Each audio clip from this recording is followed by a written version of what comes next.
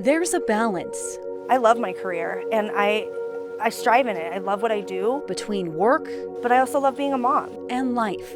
Hi, Abby! For Christine Levi, that balance has been delicate, even difficult at times. We got pregnant and I was working full-time. Christine's small employer couldn't offer paid maternity leave. We brought my daughter home.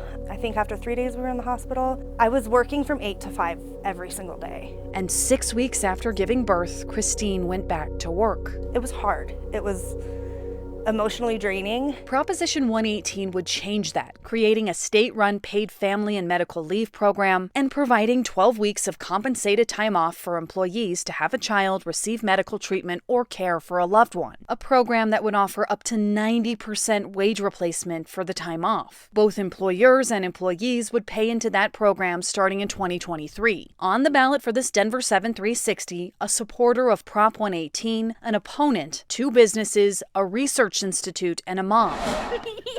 For Christine, no maternity leave meant I missed out on so much with my first daughter. for her second daughter, Christine's new employer gave her 16 weeks of paid leave, Silly girl. which she says made all the difference. Have a good day. So Christine supports Prop 118 and says it will help keep women in the workplace. I think it's just important to give us as women, as society, those options that we can have a family, that we can work.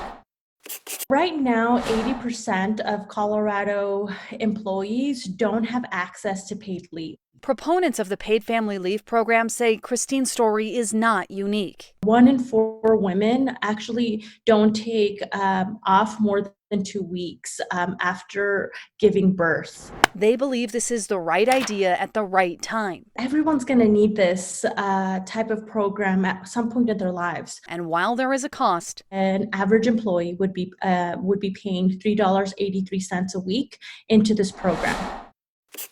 This is the most costly proposal before people this fall at the state level. others say this is a business-killing measure. Effectively, this is a 204% corporate tax increase. Dave DeVia represents a group of mechanical contractors. He recently wrote an op-ed opposing Prop 118. It's just bad for business, it's bad for Colorado, especially when businesses right now are struggling to keep their lights on. DeVia says most businesses try to work with their employees during tough times, and he doesn't think a one-size-fits-all approach is the right way to go. He's also worried about that 90% compensation rate, Which makes this the highest cost, most rich benefit in the country as compared to the other states who have something like this in place.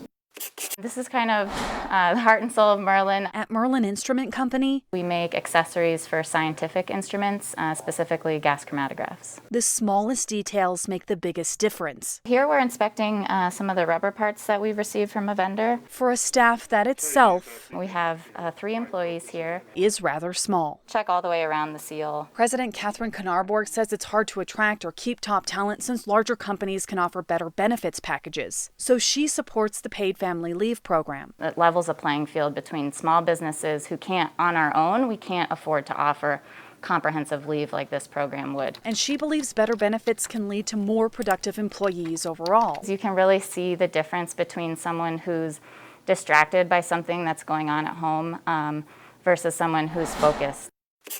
While some companies are applauding the idea, We are a small general contractor that primarily focuses on municipal and federal work. others are worried about its impact. So we currently have 45 full-time employees, and we really treat each other as family. Lauren Grosch from Sky Blue Builders says this proposal would skyrocket their costs. So we did analysis of it, and that would really mean about 3 jobs that we would have to actually perhaps terminate in order to cover this cost. And because they work for cities and counties, raising prices or cutting costs isn't really an option. Is really challenging. We don't want to let go of any of our employees. All we're really asking for is something that's not as fixed and permanent, and something that allows us to be really agile.